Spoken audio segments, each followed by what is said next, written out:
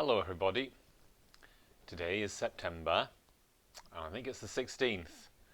Yes, just 2 days before we celebrate our Golden Jubilee, our 50-year anniversary. I'll be talking to you about that in a few moments. It's been an interesting week, kind of a certain excitement in the air here at Church of the Holy Spirit. But then also kind of excitement, is that the right word? To talk about the death of the Queen of Great Britain.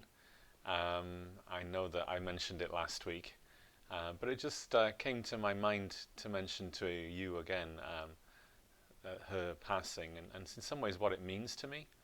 I'm not sure if any of you saw, but I mean, at least from where I come from, at least back home, it's been like wall-to-wall TV. Every step in the mourning process has been televised and documented. And I happened to see the other day on TV the procession from Buckingham Palace through to Westminster when the body in the casket was transferred. And so I took the time to sit and watch that procession. It lasted about 38 minutes, I think, and I'm glad I did, because it kind of made me dig deep, I think, really. Awakened in me something I'd sort of forgotten to a degree. Obviously, I've been in this country now for quite a few years, over 20 years. And nevertheless, I am very moved by what has taken place.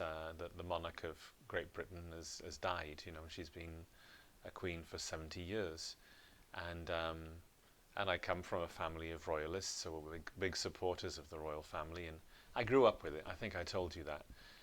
But when I started to watch that very solemn yet very well executed, dignified procession, and you can still see it, it's on YouTube, together with the music and the marching and just the occasion, the kind of silence it produced at times, it really sort of touched my heartstrings, really. And at one stage I just found myself involuntarily weeping. I just started to cry, because I realized that this was an important moment, and it was an important moment for my native country, and an important moment for me, and maybe an important moment for the world. And so it's good to take those moments.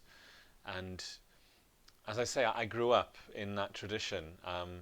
The culture in Great Britain is in some ways imbued with the royal family, but most especially with Queen Elizabeth II.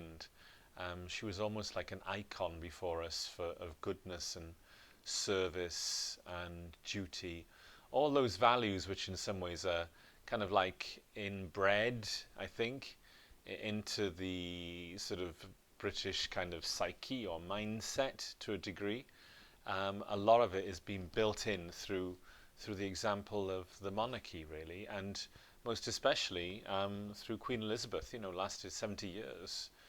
So I just wanted to take a moment just to sort of let you know that in some ways I come from all of that, what you see on the TV, I do come from that, and I own it, and it's probably more important to me than I thought. But as I say, as I saw that very solemn but very touching kind of procession as they moved the casket along the road there, and sat atop was the crown. Just seeing the crown there just was mind-blowing. And I just thought to myself, these things, they run deep in me, really, that kind of tradition and culture, and that's where I come from. And so I did weep, in some ways in thanksgiving, and certainly in a certain sadness too, because parting is always difficult. But I thank God, really, that in some ways that she has made a difference in my life, as she's made the difference in the life of many other people. And I don't want to turn this into a whole show either, but I remembered that, when I was a kid, uh, we went on a holiday, to Scotland one year with my parents, and we had a family in Scotland. But probably the highlight or the most important part of the trip was we had to go to Balmoral, or at least get as close to Balmoral as we could. And I remembered that we couldn't actually go close to Balmoral because the royal family were in residence at that time. They were there spending their summer holidays. But we got as close as we could. And then the best thing of all was my parents took us to well, this is the activity. We went to see the Queen go to church at her local church in a church called Crathy. And I just remember being lined up there with all these different people on an August Sunday morning, and the Queen arriving in her car, and getting out and going into church with her family, and there was us, watching the Queen go to church, and it was quite touching, but in the same time, it's quite comical. I think we'd been to mass earlier, or we're going, or we went the night before, or something like that. But the activity of the day was watching the Queen go to church, So, but things like that, that was kind of like, part of my life. In the same way as I said to somebody the other day that, Christmas in the UK is not Christmas without the Queen's speech. Everybody at 3 o'clock, whether they were still eating or not eating, they would switch the TV on, or put the radio on, and everybody would stop to listen to the Queen, whatever you thought of her, really. But there was that kind of what they call, I think, like soft power or soft influence that she had. Her presence made a difference. So the Queen made a difference. So I just want to bring that before you. And it has been important, I think. It's important for the people in the UK to take this time to do what they're doing. And it may seem like a whole lot of pageantry, and you think, well, is it necessary? But it's important, I think, for people over there, and I know my family especially, to take that moment to acknowledge her passing and to acknowledge in some ways the influence or the good influence she's been on the people of Great Britain. So, and good influence on me too. So it's important to stop. It's important to celebrate. It's important to do those important things at the important times. That's what I'm saying. However, that's right. This past week, I think somewhere in the New York Times, there was an article, and this kind of drove a lot of people crazy in the UK. And it kind of said, kind of rather sort of meanly, that here goes the UK people spending all this money on this lavish funeral, and in the meantime, they're going through a fuel crisis, a financial crisis, and everything's up in the air, and implying basically that the UK should not be spending money on that important thing. So, well, I think you know my answer to that. Or maybe Jesus' answer would be, can you fast when the bridegroom is with you? Can you fast when you're at a wedding? So, I think it's important to to realize that life has important moments, and you need to take that time to ritualize, make them solemn, make them holy, make them special. Okay, so and so that's what they're doing in Britain, and hopefully on Monday I'll get a chance to take a look at the funeral itself. Having said that, talking about big moments, we have a very big moment here at Church of the Holy Spirit. After a year, if you like, of feasting, we've had a year of Jubilee activities. So many, I forget them all really, and they've all been wonderful and beautifully organized and executed, and I'm extremely grateful to everybody that's been involved in all of this. And we actually finally get to come together now and bring it all together in prayer. As a church family, this coming Sunday at 11 a.m. And I've spoken about that. And so people are excited, and we're making last minute kind of like arrangements and stuff like that. But I suppose, in light of what I just said about celebrating big moments, you could sort of say, well, why are we spending money on celebrating our jubilee here when, we could be using the money to do something else, or help somebody else. But these moments are important. They need to be marked and ritualized. Because 50 years ago, a group of people were gathered together here in this area, and you know it better than I do. And Father George brought you all together in prayer. And that was the beginnings of what we now know and love here at Church of the Holy Spirit. That was how it all kicked off. And we have to believe, and we know to be true, that that was an act of God, that Jesus brought people to this place. The Holy Spirit brought people here. The Spirit of Christ gathered you all, in that special way. And as a result, so many beautiful things have happened here. You know far more than I do. There are people who have been here ever since the beginning of this parish. And some people have been here less time, and I've just been here just 2 years. But in the time I've been here, I've experienced the sort of depth of faith and the depth of ministry that exists here. And of course the wonderful welcome, and it's very touching and very true, and very informing for the faith, really. So it's right that we should gather. So I'm looking forward to Mass on Sunday, and it will be special.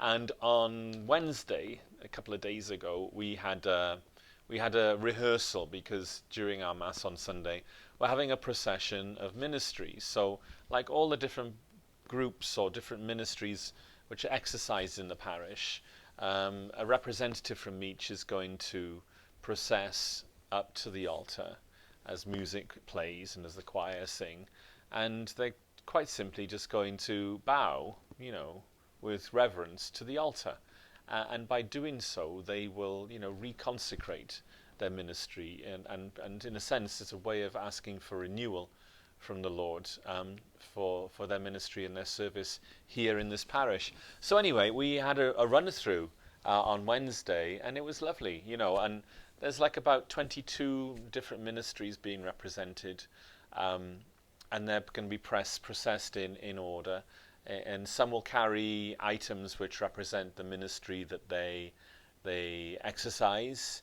and some won't.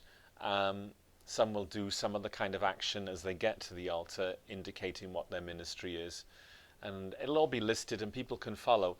But as we gathered on Wednesday evening to practice this, once it got going, it just kind of flowed. And I felt a great sense of respect and love and joy and excitement for what I was seeing, because people really did it from the heart, and which is what I wanted them to do. Right?